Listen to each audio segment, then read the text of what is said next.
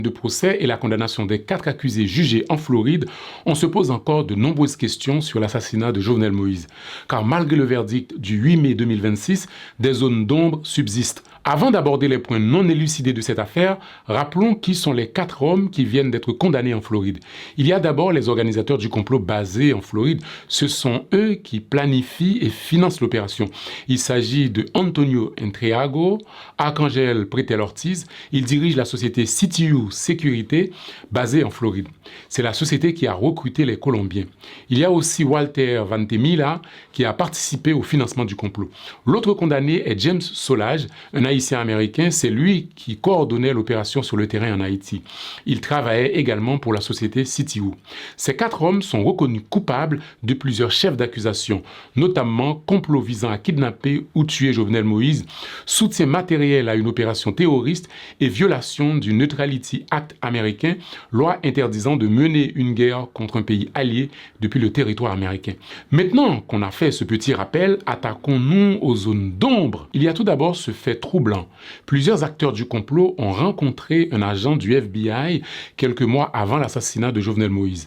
En avril 2021, soit environ 3 mois avant le crime, une réunion est organisée dans les locaux de la société CTU Security en Floride, la société, comme je le rappelle, qui a recruté les mercenaires colombiens. Cette rencontre est organisée par Arcangel Pretel Ortiz, qui était à l'époque un informateur actif du FBI. À cette réunion se trouvent plusieurs figures clés du dossier. Antonio Entreago, qui vient d'être condamné en Floride. Il y avait également Christian Emmanuel Sanon, qui devait remplacer Jovenel Moïse selon le plan. Se trouvait aussi à cette rencontre James Solage, qui lui aussi vient d'être condamné, on va dire, dans le complot d'assassinat de Jovenel Moïse. Et enfin, John Joel Joseph, qui a déjà plaidé coupable. Et parmi les invités se trouvait un agent du FBI du nom de Jorge Núñez, un détail qui intrigue et alimente de nombreuses interrogations. Car plusieurs condamnés ont donc rencontré un agent fédéral américain avant l'assassinat du président haïtien.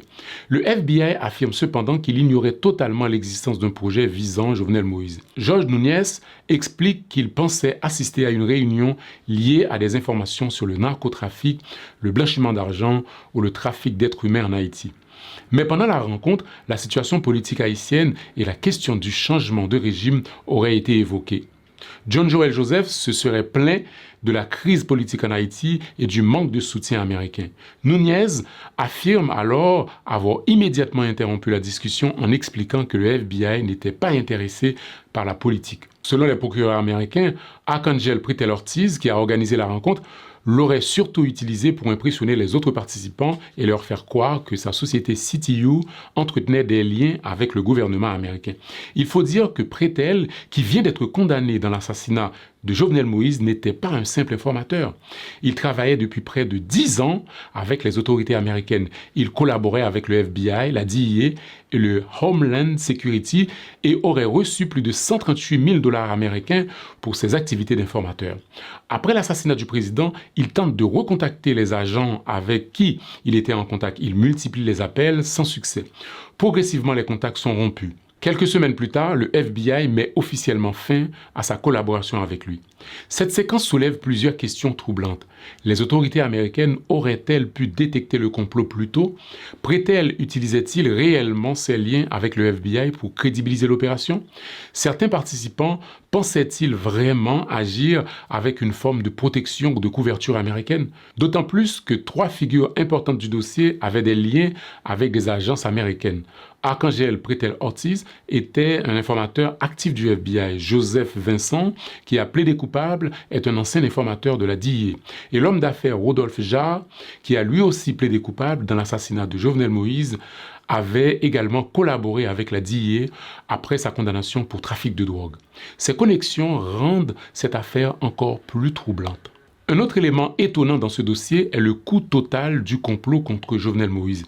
Un expert comptable du FBI a expliqué au jury pendant le procès avoir retracé toutes les dépenses liées à l'opération. Selon lui, le complot aurait coûté environ 343 000 $ américains. C'est pas énorme du tout, parce que payer tous ces gens, neutraliser tous ces policiers affectés à la sécurité présidentielle, les frais de logistique, etc., la somme paraît franchement dérisoire. Certains pensaient même d'ailleurs que la meilleure piste à suivre dans ce dossier était la piste de l'argent, à savoir qui pouvait financer le projet, qui en avait les moyens. Et quand on entend 343 000 $, on est surpris. Selon l'enquête, l'argent provenait de plusieurs sources, prêts bancaires, cartes de crédit, virements, contributions privées et même du fonds Covid, les aides de l'État américain pendant le Covid qui auraient été détournées par les accusés. La principale source de financement serait la société Worldwide Capital Lending, liée à Walter Ventimiglia, qui aurait injecté environ 160 000 $ américains dans l'opération. Je rappelle que Walter Ventimiglia figure parmi les 4 hommes condamnés au procès de Floride. Les autres sources de financement viendraient de la société CTU Security, dirigée par Antonio Entriago et Arcangel Pretel Ortiz. C'est la société, je le rappelle, qui a recruté les Colombiens. Elle aurait investi environ 11 000 $. Un autre acteur apparaît aussi dans le dossier, un Américain du nom de Frederick Bergman. Selon les procureurs américains, il aurait fourni environ 22 000 $ de matériel tactique, notamment des gilets pare-balles destinés aux Colombiens. Il a déjà plaidé coupable et a été condamné aux États-Unis. L'homme d'affaires haïtien Rodolphe Jarre aurait lui aussi financé une partie importante du projet à hauteur d'environ 150 000 $. Vous voyez, on est sur des sommes dérisoires pour un projet de cette envergure. Franchement, quand on pense au nombre de personnes impliquées, aux mercenaires colombiens, aux dépenses, aux armes, aux hôtels et surtout au nombre de personnes qu'il fallait corrompre pour entrer dans la chambre même du président, tout ça paraît étrange parce qu'on pouvait imaginer qu'il faudrait des millions pour un tel plan. Une autre question importante, mais celle-là, elle dépasse le procès de New York, c'est le niveau de responsabilité des accusés en Haïti. Si le verdict de Miami apporte une forme de clôture judiciaire aux États-Unis, il laisse un goût d'inachevé en Haïti, car au-delà des tribunaux américains, une question brûlante demeure. Qui sont les véritables commanditaires intellectuels ? Le dossier haïtien est un véritable brouillard. D'un côté, il y a les inculpés. On pense inévitablement à Joseph Félix soupçonné d'être le cerveau sur le terrain, dont les liens présumés avec l'ancien Premier ministre Ariel Henry ont fait couler beaucoup d'encre. Martine Moïse, la veuve du président, n'a d'ailleurs jamais cessé de pointer du doigt des figures politiques, citant régulièrement Ariel Henry ou l'ancien président Michel Martelly. De l'autre côté, un retournement de situation digne d'un polar.